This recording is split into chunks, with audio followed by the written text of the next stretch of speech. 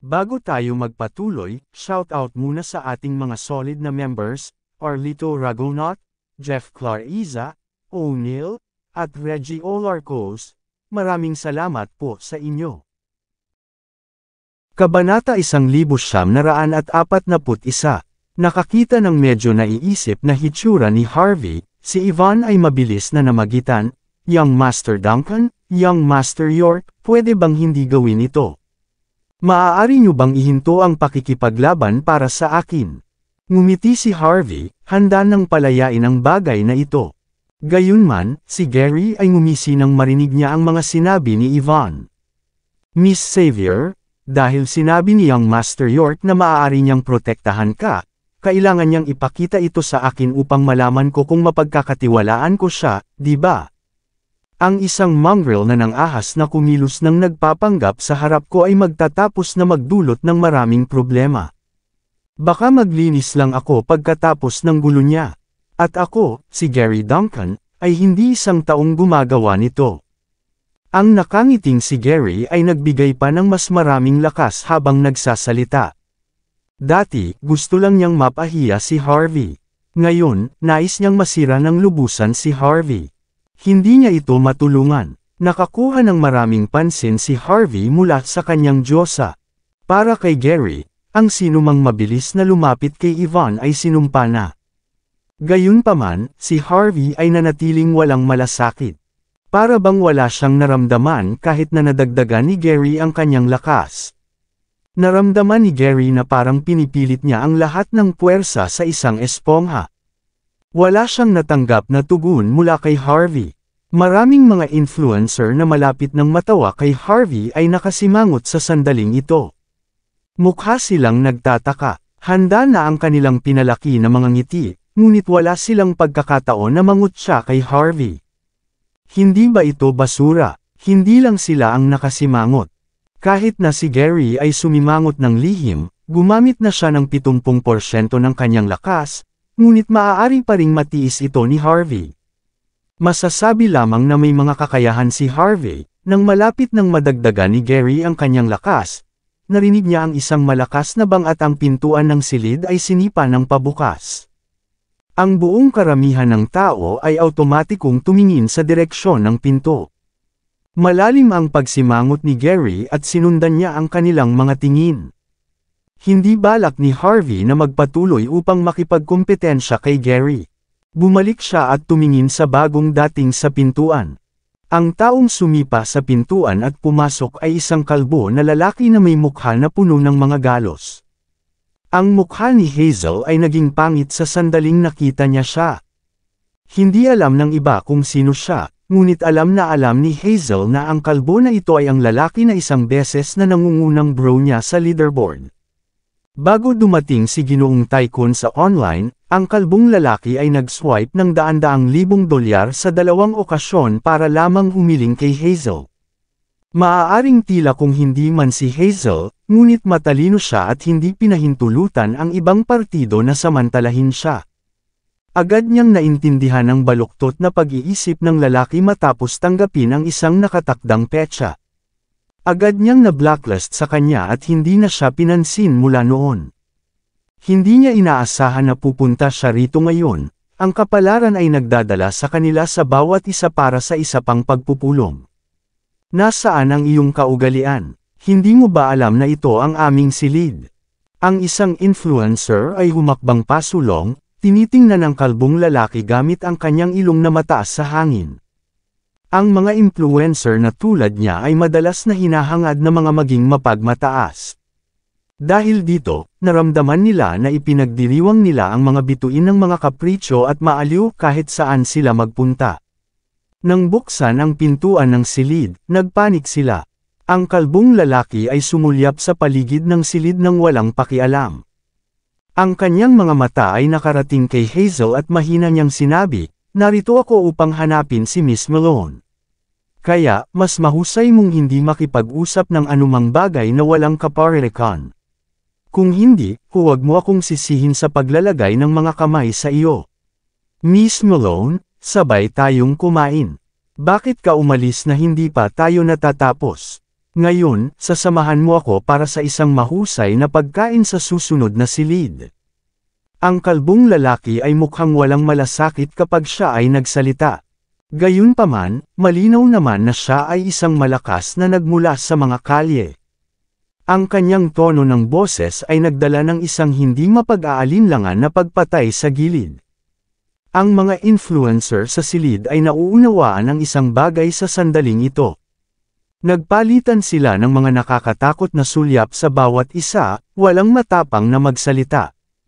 Bumagsak ang puso ni Hazel. Alam niya talaga kung ano ang mangyayari kung sumama siya palayo sa kalbong lalaki na ito.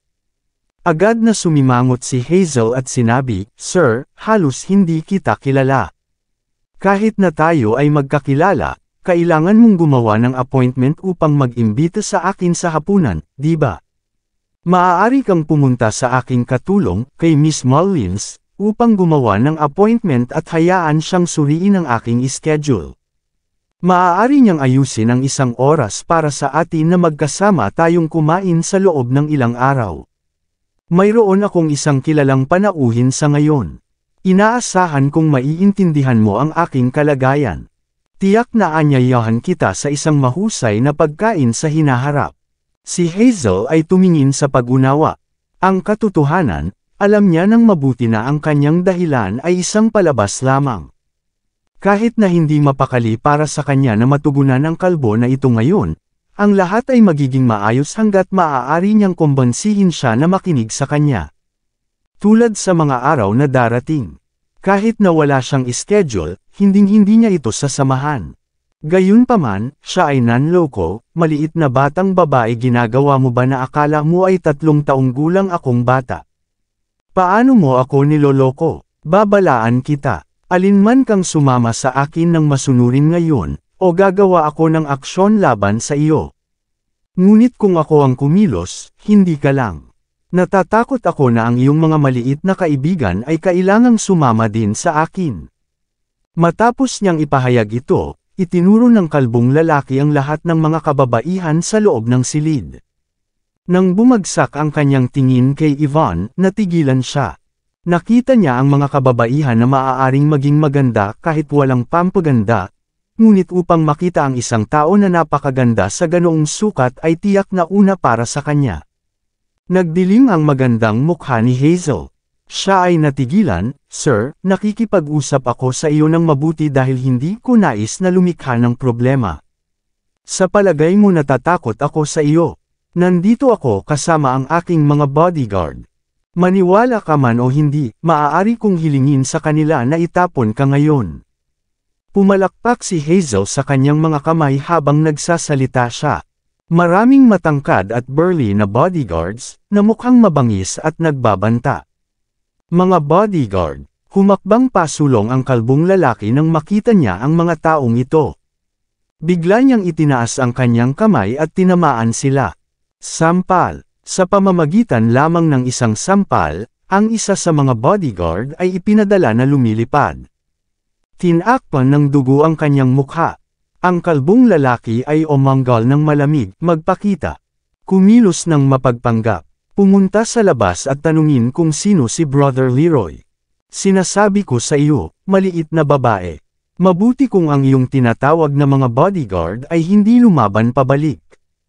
Kung maglakas loob silang lumaban, ihahagis ko sila sa ilog upang ipakain sa mga isda. Namutla ang mukha ni Hazel. Dahil naabot na ng mga bagay ang puntong ito, wala siyang ibang pagpipilian. Sinabi niya ng taimtim, "Brother Leroy, di ba? Dahil nakilala mo ako, dapat mong malaman na ako ay mula sa gitnang antas ng pamamahala ng Kaizen Group. Ang taga-suporta ng Kaizen Group ay ang sangay ng Longmen. Si Justin Walker, ang deputy branch ng pinuno ng sangay ng Longmen ay ang aking kaibigan na si Stephen Walker na tiyuhin. Mas mabuti kang mag-isip. Ang pagkakasala sa akin ay nangangahulugang nakakasakit sa Longmen. Kaya mo bang gawin iyon?" Wuho, ang sangay ng Longmen. Isang napakalakas na prestihiyo. Gaano ka nakakahamak? Ang kalbong lalaki ay ngumisi. "Miss Malone, nakalimutan kong sabihin sa iyo ang isang bagay. Ako ay isang panlabas na alagad ng sangay ng Longmen.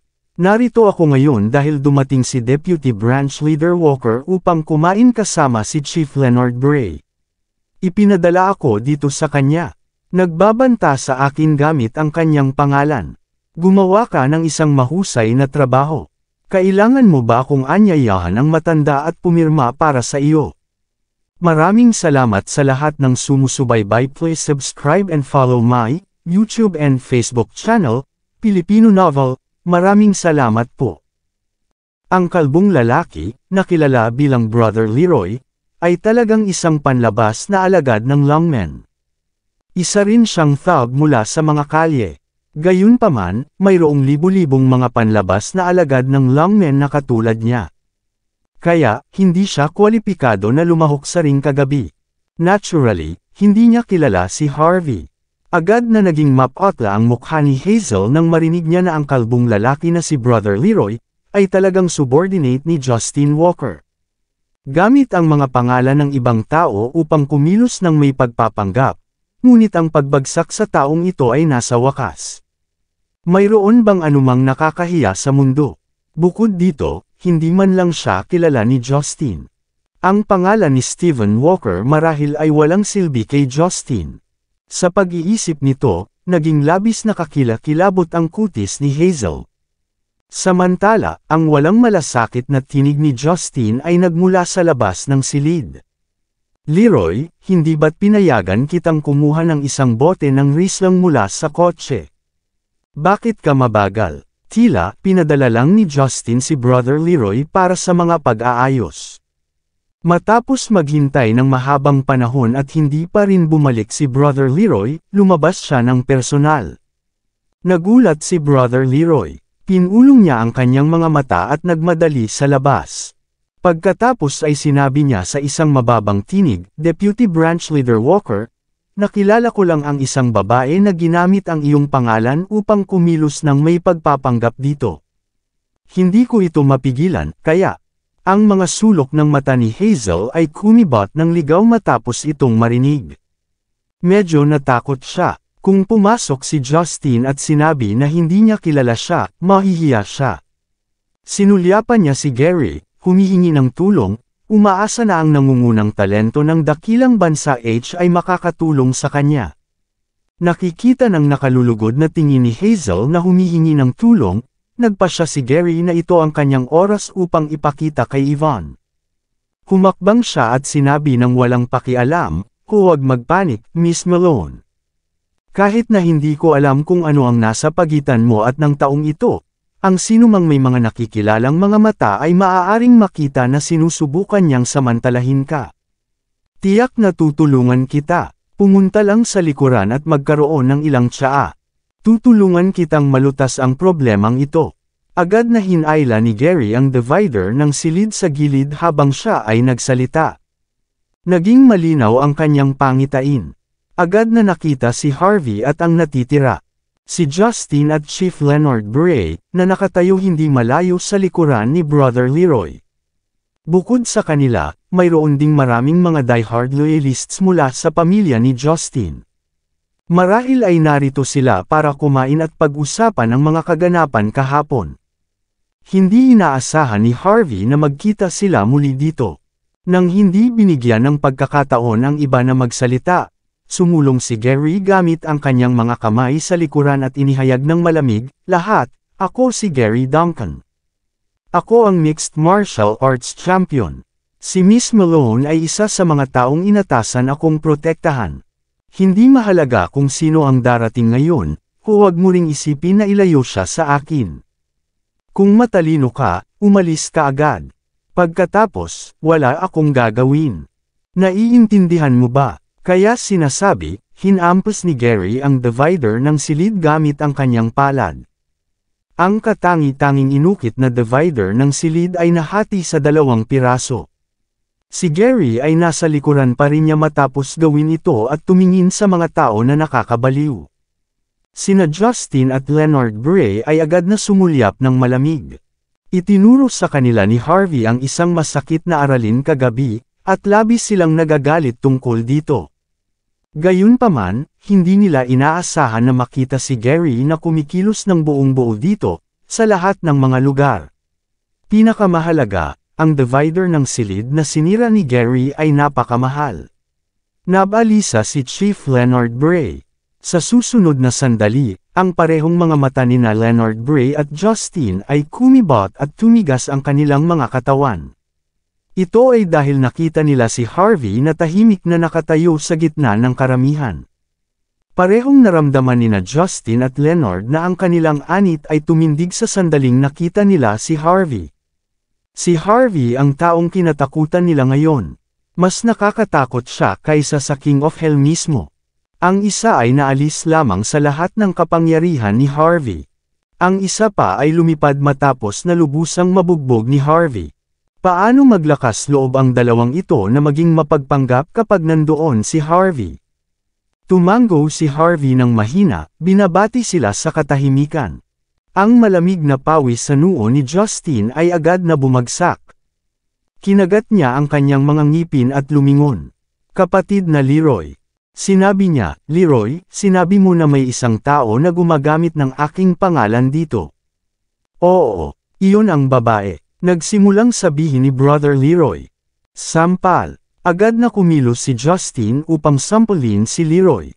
Hindi ako sikat. Isa lang akong ordinaryong representante na pinuno ng sangay ng longmen. Ano ang mali sa kagalang-galang na ginang na ito gamit ang aking pangalan? Sinabi ko bang hindi niya kaya? Pero ikaw, parang nagtatahol ka dito buong araw. Bakit? Sinusubukan mo bang manggulo sa kanya? Nararapat ka ba? Si Justine mismo ay gumawa ng hakbang laban sa kay kapatid na Leroy. Matapos bigyan si Brother Leroy ng 100 sampal, sinipa ni Justine si Brother Leroy at pinauwi siya. Pinahid niya ang malamig na pawis at umatras sa kanyang kamay pagkatapos ng lahat ng iyon. Sinabi niya, Miss Malone, di ba? Kasalanan ko ang hindi pagiging mahigpit sa kanya. Ginagarantiya ko na wala ng katulad nito ay mangyayari muli sa hinaharap. Nagpalitan sila ng mga sulyap ni Chief Leonard Bray matapos magsalita. Umalis ang dalawa, napahiya, hindi ito matulungan. Narito si Harvey, at wala silang magagawa upang makasama kahit siya. Bukod dito, malinaw na itinatago ni Harvey ang kanyang pagkakakilanlan sa pamamagitan ng pagpapanatili ng isang low-key na profile. Hindi naman bobo sina Justine at Leonard upang ibunyag ang pagkakakilanlan ni Harvey. Nang makita sina Justine at Chief Leonard Bray na tumakas, ang mga labi ni Gary ay hubog sa isang sarkastikong ngiti. Paano ang gayong tao ay magiging representante ng pinuno ng sangay ng longmen? Mukhang labis na labis akong napasobra sa longmen dati. Pupunta ako sa bagong pinuno ng sangay ng longmen at hamunin siya kung may pagkakataon ako. Maaaring isuko niya ang kanyang posisyon sa pamamagitan nito pagkatapos. Mahinahon na nagsalita si Gary, ngunit ang mga babaeng influencer ay tumingin sa kanya na may mga namumula na pisngi. Young Master Duncan, talagang kamanghamanghang ka. Nahati mo pa ang tulad ng isang makapal na divider ng silid sa mga piraso na may sampal lamang. Oo, si Justine at Chief Leonard Bray ay hindi maglakas loob na maging mapagmataas sa iyo. Ito ay masyadong kamanghamanghang. Kalimutan ang mordo. Kahit nasa buong mahusay na bansa gaano karaming mga tao sa mas bata na henerasyon ang magkakaroon ng gayong kapangyarihan. Ang nangungunang 10 talento ng dakilang bansa Ano, dapat ikaw ang maging isang nangungunang talento ng mahusay na bansa Ipinapalagay ng lahat ng mga influencer na sina Justine at Leonard ay natakot kay Gary. Tuwang-tuwa sila, nakaramdam sila ng isang nangangati na sensasyon sa pagitan ng kanilang mga binti at hindi man lang tumawid ang kanilang mga binti. Pinakawalan din ni Hazel ang isang buntong hininga. Tinitigan niya si Gary, na parang may nakita siyang backer. Ngumiti siya at sinabi, Yvonne, nasaksihan mo ang kapangyarihan ni Young Master Duncan. Sino ang maaaring ihambing sa kanya sa buong mahusay na bansa o sa buong Mordo? Sino ang maaaring ihambing sa kanya? Alang-alang sa iyong kaligtasan, kailangan kong magpasya para sa iyo ngayon. Dapat mong hayaan kang protektahan ni Young Master Duncan kahit na ano. Sa ganitong paraan magiging ligtas ka. Hindi ka pinapayagan na tumanggi. Kung tumanggi ka, hindi na tayo magkaibigan. Malutas ito ni Hazel. Dahil inaalok siya ni Gary ng maraming tulong, natural na kailangan niyang gantihan ang pabor. Kabanata 1945. Nagbago ang mukha ni Yvonne. Hindi niya inaasahan na maging determinado si Hazel. Gayunpaman, talagang hindi nagustuhan ni Yvonne si Gary. Ngunit dahil naabot na ng mga bagay sa puntong ito, tiyak na magiging masama kay Hazel kung tumanggi siya kay Gary. Si Yvonne ay maaaring magbuntong hininga lamang sa kawalan ng pag-asa. Hazel, hindi ko nais na gawin kang masama. Ito lamang na ang bagay na ito ay dapat na sa unang dumating ay unang pinaglangkuran. Dahil inanyayahan ko na si Young Master York na protektahan ako, kung gayon hindi ko lang siya mapapabayaan. Bukod dito, ang Young Master Duncan ay isang tunay na malaking shot. Kahit na ang representante ng pinuno ng sangay ng Lungmen ay kailangang magpakita sa kanya ng paggalang. Tiyak na nakakainsulto para sa isang taong katulad niya na maging bodyguard ko.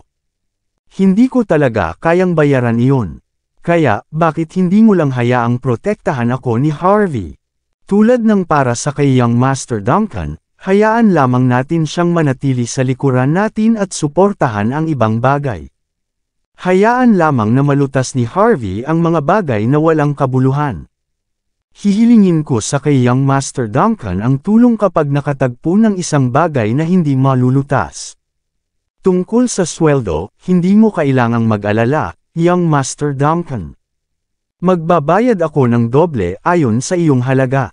Ito ay isang maliit na tanda ng aking pagpapahalaga. Mangyaring tanggapin ito, si Yvonne ay tiyak na naglalaro ng doble para sa kanila. Hindi lamang niya tinanggihan ang kahilingan ni Gary na maging bodyguard niya, ngunit hindi rin niya pinapahiya sina Hazel at Gary. Masasabi lamang na ang babaeng ito ay talagang kamangha-manghang. Halos hindi niya mamali ang isang paa kahit na ano ang sinabi o ginawa niya. Walang sino man ang makakahanap ng kaunting pagkakamali o alinman sa kanyang mga aksyon. Nasimangot si Gary. Hindi niya inisip na tatanggihan pa rin siya ni Yvonne kahit na napakalakas niya. Ngunit palagi siyang naniniwala na ang mas kahanga-hanga sa isang babae, ay mas mahirap ito. Alam din niya na ang patuloy na pagpilit na tanggapin ni Yvonne ay mapuko lamang ang kanyang hindi kasiya siya. Maaari lamang ngumiti si Gary at sabihin ng hindi masyadong tinutulak, Miss Xavier, ikaw ang taong protektahan ko ng buong puso. Dahil nais mong manatili ako at suportahan ka, tiyak na igagalang ko ang iyong desisyon. Tulad ng para sa sweldo, kalimutan mo lang ito. Paprotektahan kita para sa iyo. Kung mayroon man, hindi mahalaga kahit na binibigyan niya ako ng milyon-milyong dolyar. Wala nang ibang karapat-dapat sa akin na gumawa ng isang pagkilos. Nakikita na si Gary ay may mahusay na kasanayan sa pakikipaglaban at tinatrato din ang sweldo ng milyon-milyong dolyar na wala. Ang mga influencer na naruroon ay nadama na malapit na silang maging malabo. Bakit nagkaroon ng gwapo at mapagbigay na tao sa buong mundo? Nais kong dalhin ang kanyang mga anak. Hindi na mapipilit ni Hazel si Yvonne mula nang sinabi ni Gary iyon. Kaya, masasabi lamang niya, okay. Dahil ang dalawa sa inyo ay gumawa ng desisyon na ito, pagkatapos ay susundin namin ang pag-aayos na ito. Bagaman kinamumuhian niya si Harvey at naramdaman na nakakainis lang si Harvey. Dahil kinilala siya ni Yvonne, walang masabi si Hazel. Karamihan sa mga ito, maaari lamang niyang hayaang bumalik ang kanyang ama sa kay Harvey sa Buckwood pagkatapos na umuwi. Tulad nito, ang kanyang mundo ay magiging mapayapa muli. Magkasama rin sina Gary at Yvonne. Napakaganda ng batang Master Duncan kay Miss Xavier. Naiinggit talaga ako sayo, nagalit si Hazel. Nagtataka ako kung kailan lilito ang aking nangungunang bro sa leaderboard. Siya ay isang tunay na tao. Gusto ko talagang manganak sa kanyang mga anak. Wala nang ibang nakarinig nito, ngunit nangyari si Harvey upang matigilan dito. Nanginginig si Harvey, mukhang walang pagsasalita, kung nalaman ni Hazel na siya ang nangungunang bro sa leaderboard na nais niyang magpakasal sa hinaharap. Naisip niya kung anong uri ng ekspresyon ang ipapakita ni Hazel sa oras na iyon.